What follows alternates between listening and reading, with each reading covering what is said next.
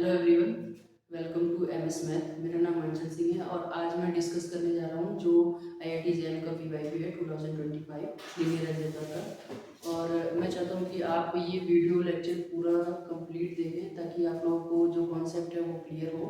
और ये जो क्वेश्चन है मैं एक बार रीड कर देता हूँ जो मेरे पीछे लिखा हुआ, ताकि आप लोगों को कोई अगर राइटिंग में कोई कन्फ्यूजन हो तो वो दूर हो जाए। Define t of R3 from R3. T of x y z is equal to x plus z, 2x plus 3y plus 5z, comma 2y plus 2z for all x y z belongs to R3. Then which of the following is true? ये जो condition hold हुई है यहाँ पे हमें एक linear transformation दिया हुआ है जो कहाँ से R3 से R3 है और t of x y z ये गिवन दिया हुआ है, तो हमसे पूछ रहा है कि कौन सा इसमें ट्रू होगा।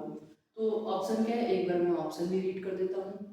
t is 1 1 and t is not on 2, t is not 1 1 and t is not on 2, t is 1 1 and t is on 2, t is not 1 1 and not on 2। तो सबसे पहले इस क्वेश्चन को करने के लिए हमें थोड़ा सा बेसिक तो क्लियर होना चाहिए ताकि हम उस पर जा सकें। पहले हम क्या करेंगे कि जो इसकी सबसे पहले standard basis of from R3, तो जो स्टैंडर्ड बेसिस है वो क्या क्या है, 0 1 0 0 और फिर 0 1 0 एंड 0 0 1। इन्हीं तीनों को हम इसमें सेटिस्फाई करेंगे और एक मैट्रिक्स फॉर्मेट बनाएंगे। फिर उसका हम चेक करेंगे कि रैंक कितना आ रहा है। अगर वहाँ पे रैंक और नलिटी चेक करेंगे, अगर नलिटी 0 आ रहा है तो फिर वो तो ऑन टू, नलिटी अगर 0 आ रहा है तो वो 1 1 हो जाएगा, अगर नलिटी 0 नहीं आ रही तो वो 1 1 नहीं होगा। जो यहाँ पे कोड है इसका डायमेंशन 3 है। अगर रैंक पूरा का पूरा 3 आ जाता है और जो कोड है उसका डायमेंशन 3 है तब तो वो ऑन टू हो जाएगा, अदरवाइज वो ऑन टू नहीं होगा। तो मैं इधर जगह है, मैं यहाँ पे सबसे पहले करता हूँ टी ऑफ 1 0 0, एक्स की वैल्यू 1 है, वाई की वैल्यू 0 है और जेड की वैल्यू 0 है। तो T of x plus Z 2x plus 3y plus 5z 2y plus 2z, x की वैल्यू 1 पुट करेंगे तो यहाँ पे 1 2 और 0, ये हो गया 1 2 0। अब फिर हम सेकंड करेंगे टी ऑफ 0 यहाँ पे x की वैल्यू 0 है, z की वैल्यू 0 है, y की वैल्यू यहाँ पे 1 है, तो इसमें हम पुट करेंगे तो x प्लस जेड ये 0 हो गया, ठीक है। और फिर सेकंड वाले पुट करेंगे x की वैल्यू 0, y की वैल्यू 1 3 और ये 0 हो गया 3, 2y प्लस 2z, y की वैल्यू 1 है यहाँ पे 2 हो गया। और ये हो गया तुम्हारा t 0 0 1।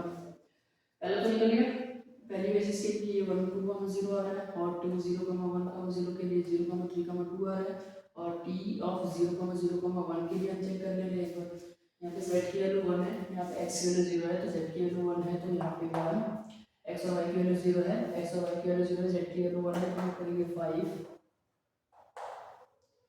और x और y की वैल्यू 0 है, यहाँ पे x है ये 2 है तो 2 इंटू 0 2 और 2 इंटू 1 इज इक्वल टू 2।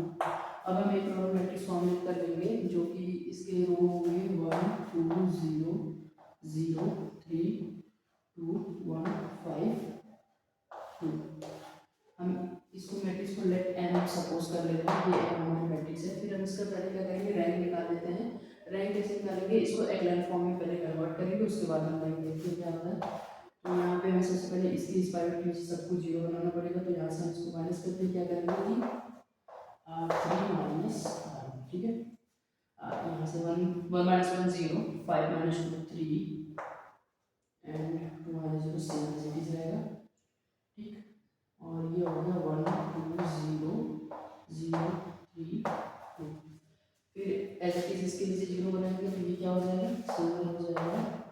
इसमें क्या करना है कि R3 minus R2 operation apply किया तो ये मैट्रिक्स जो आई है वो क्या है, यहाँ पे तो पूरा 0 हो जाएगा क्योंकि as it is 0 minus 0 3 minus 3 0 2 minus 2 0। फिर हम यहाँ पे 0 3 2 1 2 0। अब जो नीचे वाला रो है वो पूरी तरीके से 0 हो जा रहा है, तो जो इसका रैंक हो गया वो कितना हो गया, वो हो गया, तो रैंक ऑफ यम जो है वो 2 आ गया। नलिटी कितना हो गया 1 हो गया, नलिटी ऑफ यम है वो 1 आ गया।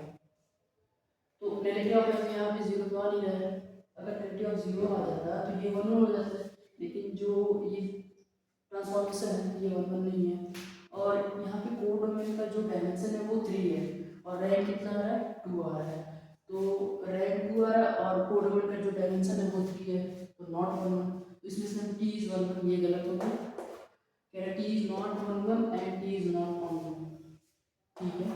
टी इज 1 1 गलत हो गया, ये T is not 1 1 and T is on 2, ये okay.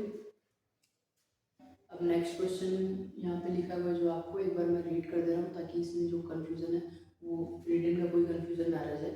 Late M is equal to, ये हमारी मैट्रिक्स दी हुई है, for some real number x if 0 is eigen value of m then m की power 4 plus m matrix multiplication जो ये column vector दिया हुआ है इज इक्वल टू, ये जो वैल्यू इसकी वैल्यू क्या होगी, ये ऑप्शन दे रखे हैं यहाँ पे 4, हमें इसी की वैल्यू फाइंड करनी है। तो सबसे पहले हम क्या करेंगे, 0 अगर इसका आइगन वैल्यू है m मैट्रिक्स का तो पक्का इसका डिटरमिनेंट क्या होगा, 0 ही होगा। क्यों, क्योंकि जो आइगन वैल्यू होता है ना, जो डिटरमिनेंट होता है वो प्रोडक्ट ऑफ आइगन वैल्यू ही होता है। तो यहाँ पे अगर एक आइगन वैल्यू 0 आ गया तो उनके बीच में जब जो बाकी के तो नॉन जीरो भी लेंगे ना, तब इनका जो प्रोडक्ट करेंगे वो 0 ही आएगा, तो डिटरमिनेंट क्या आएगा इसका, 0 आएगा। तो सबसे पहले हम इसका डिटरमिनेंट फाइंड करते हैं और इक्वल टू 0 करते हैं, तो यहाँ से x की वैल्यू फाइंड हो जाएगी।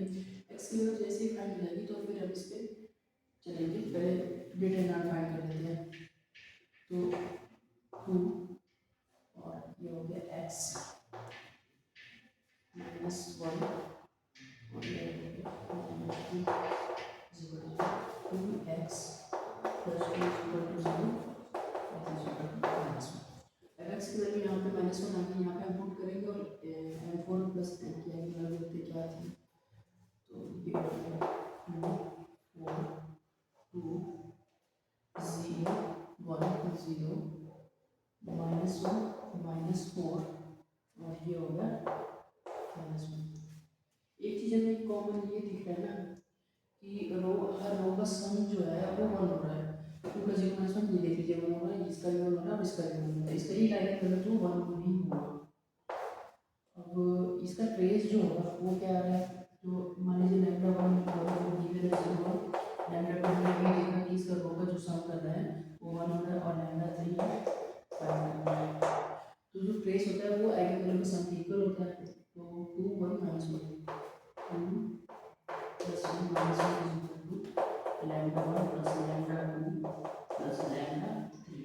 लैम्डा 1 लैम्डा 2 की वैल्यू आपने फाइंड कर रखी है यहाँ पे 0 और ये 1 हो गया 0 प्लस 1 प्लस लैम्डा 3, ये हो गया लैम्डा 3 का वैल्यू। तो हमने m की आइगन वैल्यू तो फाइंड कर ली, क्या है 0 1 और 1। m की पावर 4 की आइगन वैल्यू क्या हो जाएगी, 0 1 की पावर 4 1 और 1। m की पावर 4 प्लस m की आइगन वैल्यू क्या हो जाएगी 0 1 प्लस 1 2 एंड 2।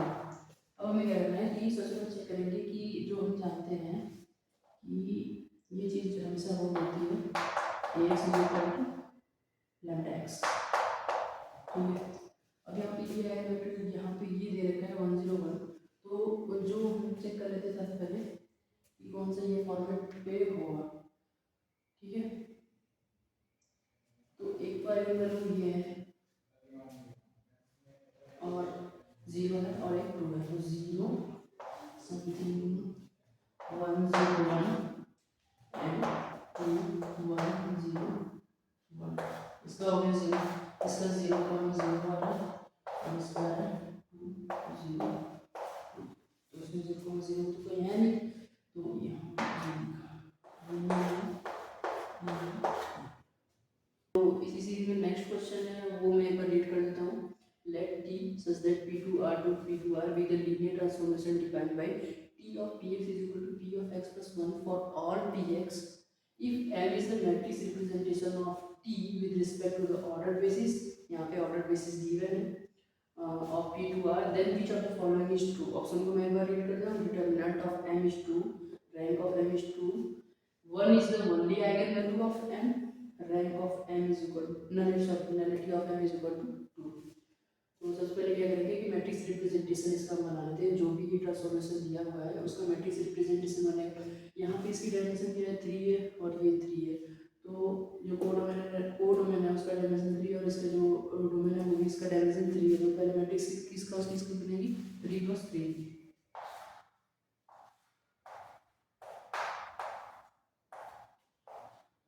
टी ऑफ 1 ये x square T of x and T of x square.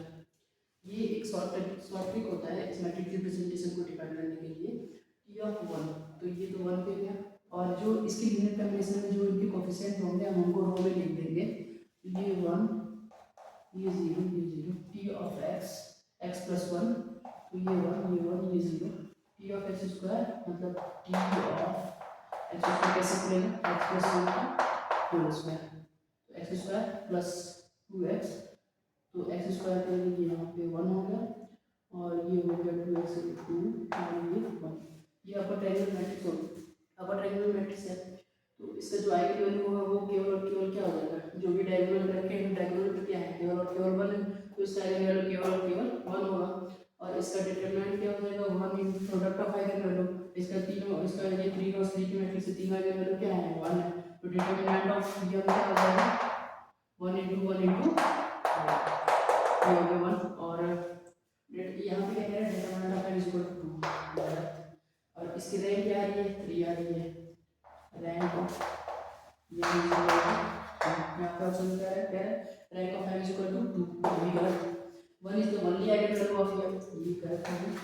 Negative of m is equal to 2, यहाँ पे नेगेटिव क्या आ रही है 0 आ रही है।